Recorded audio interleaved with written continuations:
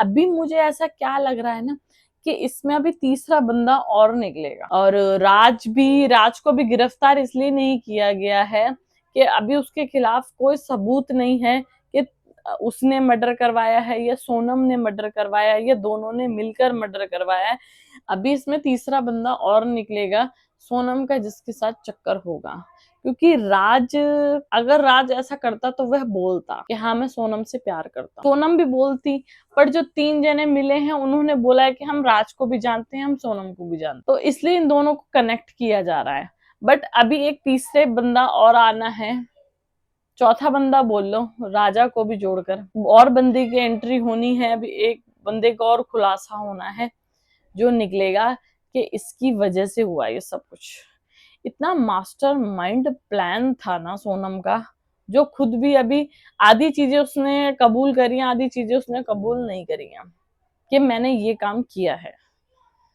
But फर्क ये होता है ना, प्रॉब्लम ये होती है ना कि आप कुछ भी करो या मत करो, अगर आप सच्चे हो या आप साफ हो तो आप वो चीज साबित करो कि देखो मैंने ऐसा नहीं किया, ये ऐसा था, ऐसा हुआ। कहीं ना कहीं ऐसा अभी देखा जाएगा आगे जाकर, मैं नेक्स्ट वीडियो में भी आपको बताऊंगी अगर मुझे कुछ एक्स्ट्रा पता चलता है तो।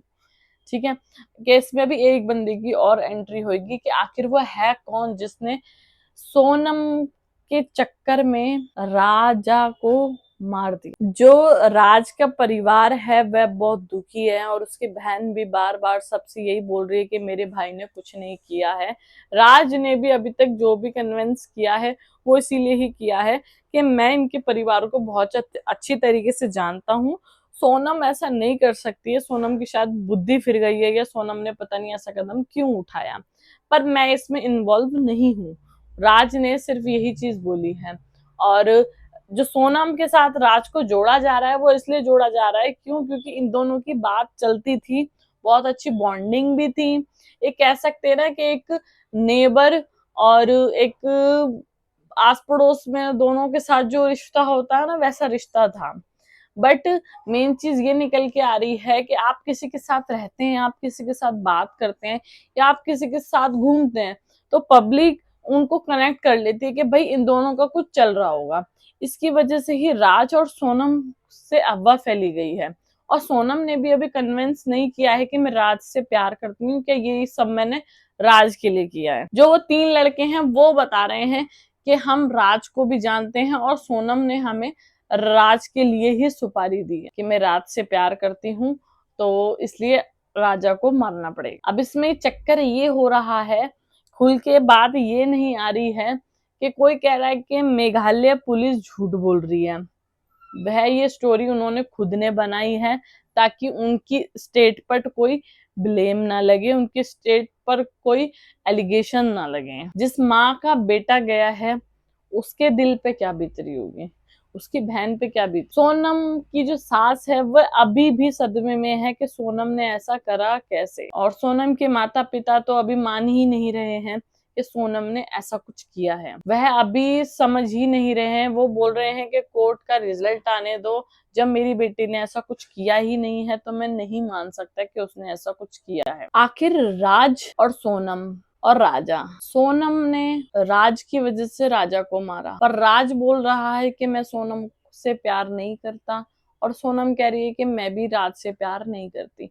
तो आखिर सोनम ने किसकी वजह से राजा को मारा? जो राज है उसको गिरफ्तार नहीं किया गया है, क्यों? क्योंकि उसने अभी उसके खिलाफ कोई सबूत नहीं मिला है और ना ही अभी कोई सोनम ने साबित किया है कि मैं राज से प्यार करती हूँ, कि ये सब मैंने राज के लिए की। वो अभी तक यही चीज बोल रही है कि मुझे किडनैप किया गया था। तो कहानी में अभी बहुत अच्छा मोड़ आया है कि सोनम के साथ जो राज था, जिसको वह अपना बॉयफ्रेंड बता रही थी, अफवाह फैल रही थी कि वह उसका बॉयफ्रेंड है, उसी के साथ वह भागी है और उसी ने उसका कत्ल किया है।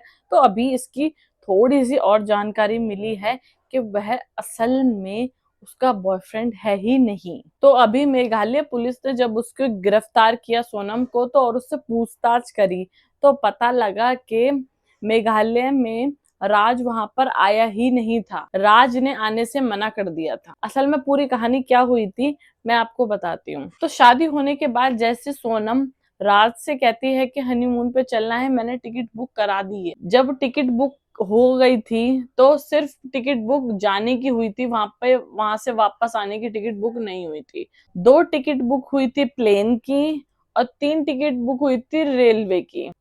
दोनों साथ साथ चल रहे थे और सोनम भी उनके कांटेक्ट में थी। जिन्होंने सोनम ने जिनको सुपारी दे रखी थी वो लोग भी कांटेक्ट में थे और साथ में राज भी कांटेक्ट में था। परंतु अब लास्ट में देखना, बहुत अच्छा ट्विस्ट बताऊंगी मैं आपको जो सुनने को मिला है। जब ये 3 टिकट बुक हुई थी तो वह तीनों से भी कांटेक्ट कर रही थी कि कैसे कैसे मारना है, कहाँ मारना है, अभी हम कहाँ जा रहे हैं, अभी हम कहाँ जा रहे हैं। जब लास्ट डे था, जब वो चेकआउट करने वाले थे, घर वापस जाने वाले थे, एकादशी वाले दिन ही उनका फोन बंद आने शुरू हो गया था कंटिन्यू। पहले तो राजा का आता था, फिर उसके बाद सोनम का भी आना शुरू हो गया था, ठीक है। और बाद में जब उनको ज्यादा ऊपर वो चढ़ गए थे, तीनों दोस्त भी थे साथ में सोनम के, जो जिन्होंने सुपारी दी थी सोनम ने जिनको, वो लोग भी चढ़ रहे थे। उन लोगों ने एक बार तो प्लान कैंसिल कर दिया था कि हम राजा को नहीं मारेंगे। फिर सोनम ने कहा कि तुम यहाँ तक आ गए हो तो मैं तुम्हें एक्स्ट्रा पैसे दूंगी, पर तुमको इसको मारना ही पड़ेगा। राज के साथ वो फोन पे कांटेक्ट थी जब उन्होंने तीनों लड़कों ने मिलकर राजा पर हथियार से हमला किया और उसको मारकर खाई में गिर दिया। उसके बाद सोनम ने उनको आधे पैसे दिए थे, आधे पैसे बोला था कि मैं वापस दे दूंगी पहुंचकर, और उनसे कोई भी कांटेक्ट ना रखें। तीनों को यही बोल दिया गया था कि तीनों से कोई भी कांटेक्ट ना रखें, मेरे को कोई कॉल नहीं करेगा, ठीक है। और राज के साथ वह कांटेक्ट में थी उस टाइम, जितना हमें बताया गया है अभी तक वो मैं आपको बता रही हूँ, ठीक है। फिर उसके बाद राज ने मना कर दिया था साफ कि ये तूने जो किया है वो गलत किया है, ये नहीं करना चाहिए था, ऐसा करने से हम लोग फंस जाएंगे, फिलाना है ढिकाना है, वह उसको समझाने लगा। बट सोनम के कुछ भी समझ में नहीं आ रहा था कि चल क्या रहा है, और जो मैंने कर दिया है अब मैं उससे बच भी नहीं सकती, ठीक है।